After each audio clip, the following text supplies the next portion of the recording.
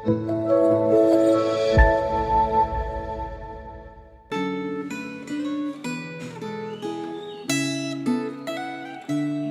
Tuhan, saudara sekalian, kita bisa bertemu kembali hari ini untuk bersama merenungkan bagian firman Tuhan yang terambil dari Sakaria 11 dan 12.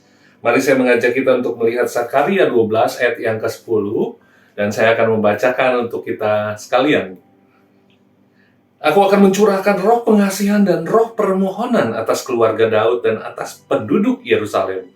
Mereka akan memandang kepada Dia yang telah mereka tikam, dan akan meratapi Dia seperti orang meratapi anak tunggal, dan akan menangisi Dia dengan pedih seperti orang menangisi anak sulung. Mari kita berdoa. Tuhan, terima kasih untuk firman-Mu, terima kasih untuk kasih-Mu yang senantiasa membaharui kehidupan kami hari demi hari. Hari ini kami rindu untuk memulai dengan firman Tuhan yang menuntun dan memenuhi hati kami, sehingga ya Tuhan, kami bisa merespon dengan tepat dalam setiap keadaan. Bagaimana kami berinteraksi, bagaimana kami menjalani hidup ini, bagaimana kami mengambil pilihan-pilihan kami.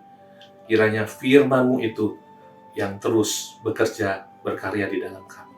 Terima kasih Tuhan, di dalam Kristus kami berdoa. Amin. Saudara sekalian, manusia diciptakan dengan memiliki kebebasan untuk memilih. Manusia memiliki hak asasi. Dan karena itu, di dalam catatan sejarah kita melihat bagaimana umat Tuhan dengan pilihan-pilihannya kemudian mengambil pilihan-pilihan yang justru berbeda dengan apa yang Tuhan kehendaki. Karena mereka mewarisi dosa asal. Mereka tidak waspada, tidak peka dengan kehendak Tuhan. Sehingga mereka tidak menyadari bahwa pilihan yang mereka ambil bisa berdampak buruk bagi mereka ke depannya.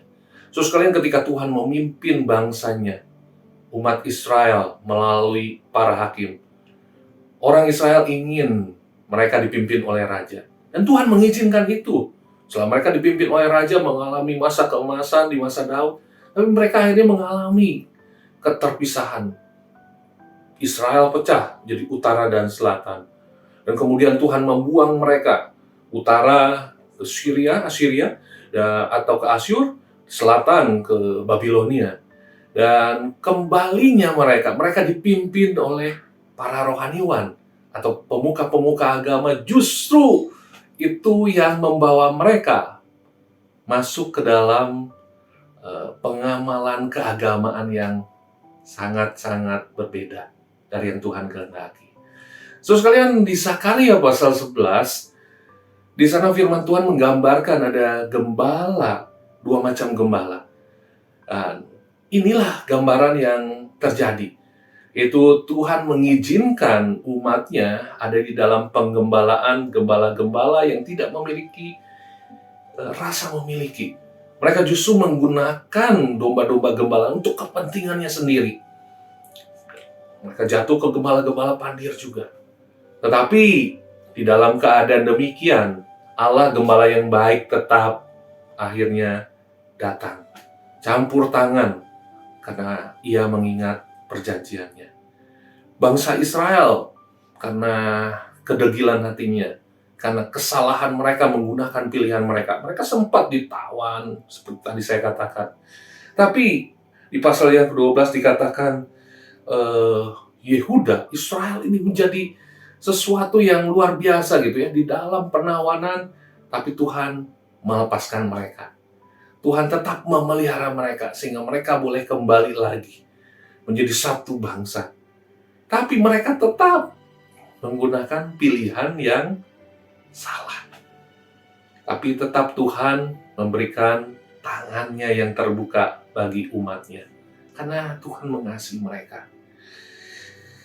Melalui keluarga Daud, penduduk Yerusalem, mereka diingatkan bahwa Allah mencurahkan belas kasihan.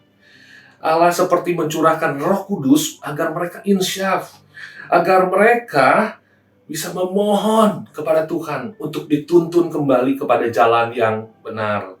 Melihat kembali kepada karya pengorbanan Kristus yang mati tertikam digantung di atas kayu salib untuk menebus dosa mereka, untuk menebus kesalahan mereka, untuk menebus pilihan-pilihan mereka yang keliru, yang memberontak dari pemeliharaan Allah yang baik. Sehingga kita melihat dari hal ini, bagaimana kasih Allah yang besar tetap dinyatakan, bagaimana kesetiaannya tetap diwujud nyatakan melalui Kristus yang hadir, datang mencari, menyelamatkan, bahkan berkorban bagi setiap umatnya. Orang-orang yang mengambil keputusan yang keliru. Ini sebuah berita baik bagi setiap kita.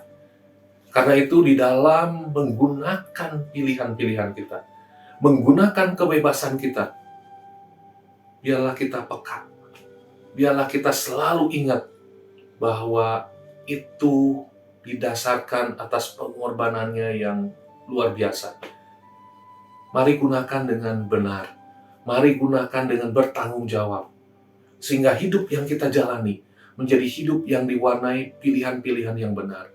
Pilihan-pilihan yang sesuai dengan rencana Tuhan. Menuju kepada kehendaknya, kepada ketujuannya.